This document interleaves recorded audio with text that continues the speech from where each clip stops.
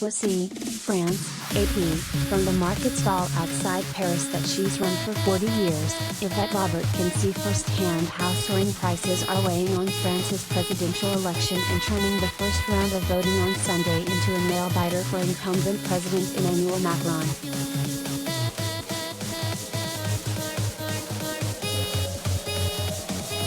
Shoppers, increasingly worried about how to make ends meet, are buying ever smaller quantities of Robert's neatly stacked fruits and vegetables, she says. And some of her clients no longer come at all to the market for its baguettes, cheeses and other tasty offerings. Robert suspects that with fuel prices so high, some can no longer afford to take their vehicles to shop.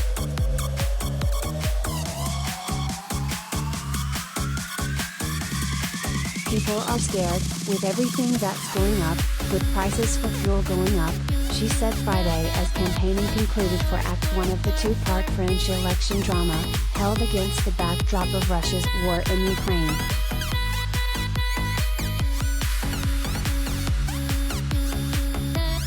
Macron, a political centrist, for months looked like a shoo-in to become France's first president in 20 years to win a second term. But that scenario blurred in the campaign's closing stages. The pain of inflation and a plumb, food and energy prices that are hitting low-income households particularly hard subsequently rolled back as dominant election themes. They could drive many voters Sunday into the arms of far-right leader Marine Le Pen, Macron's political nemesis.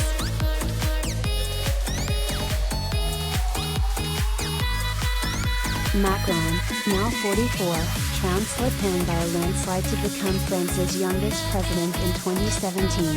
The win for the former banker who, unlike Le Pen, is a fervent proponent of European collaboration was seen as a victory against populist, nationalist politics, coming in the wake of Donald Trump's election to the White House and Britain's vote to leave the European Union, both in 2016.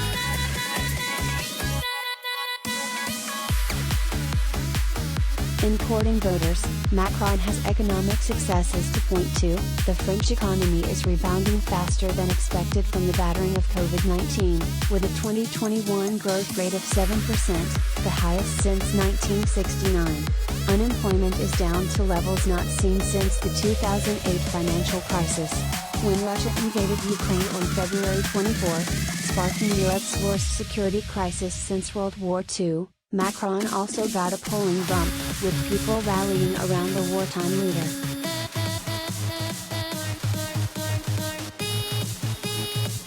But the 53-year-old Le Pen is a now a more polished, formidable and savvy political foe as she makes her third attempt to become France's first woman president.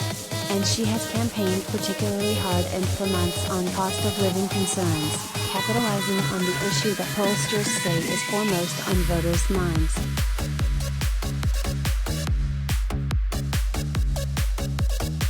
Le Pen also pulled off two remarkable feats. Despite her plans to sharply curtail immigration and dial back some rights for Muslims in France, she nevertheless appears to have convinced growing numbers of voters that she is no longer the dangerous, racist nationalist extremist that critics, including Macron, accuse her of being.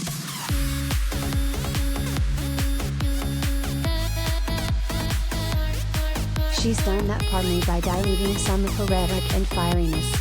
She also had outside help, a presidential run by Eric Zemmour, an even more extreme far-right rabble-rouser with repeated convictions for hate speech, has had the knock-on benefit for Le Pen of making her look almost mainstream by comparison.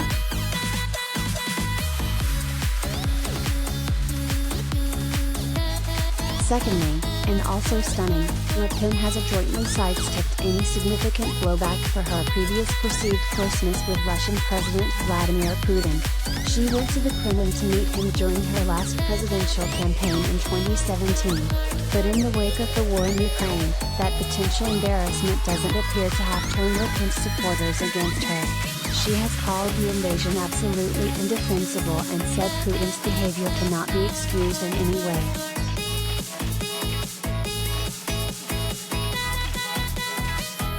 At her market stall, Robert says she plans to vote Macron, partly because of the billions of dollars, that his government doled out at the height of the COVID-19 pandemic to keep people, businesses and France's economy afloat. When food markets closed, Robert got €1,500, $1,600, a month to tide her over.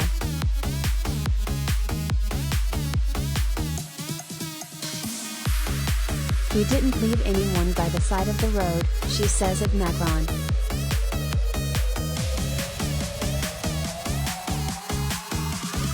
But she thinks that this time, Le Pen is in with a chance, too.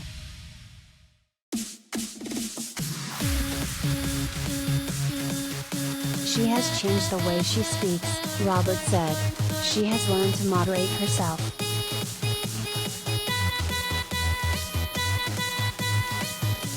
Following a monumental surprise, both Macron and Le Pen are expected to advance again from the first-round field of 12 candidates, to set up a winner-takes-all-day match in the second-round vote on April 24. Polls suggest that far-left leader Jean-Luc Mélenchon is likely to finish out of the running in third place. Some of France's overseas territories in the Pacific, the Caribbean and South America vote Saturday, before Sunday voting on the French mainland.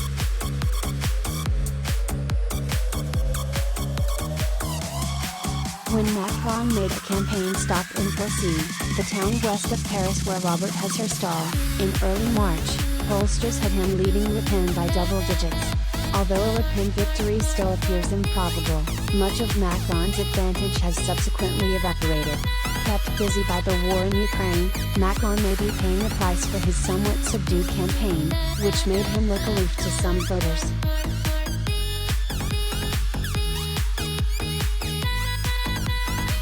Market goer Marie-Hélène Hill, a 64-year-old retired tax collector, voted Macron in 2017 but said she's too angry with him to do so again. Struggling on her pension with rising prices, Hill said she is thinking of switching her vote to Le Pen, who has promised fuel and energy tax cuts that Macron says would be ruinous.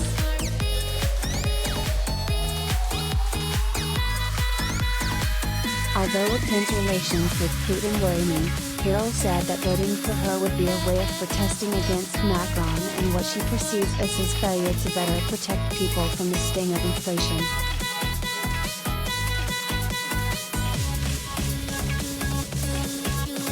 Now I'm also part of the all against Macron camp, she said.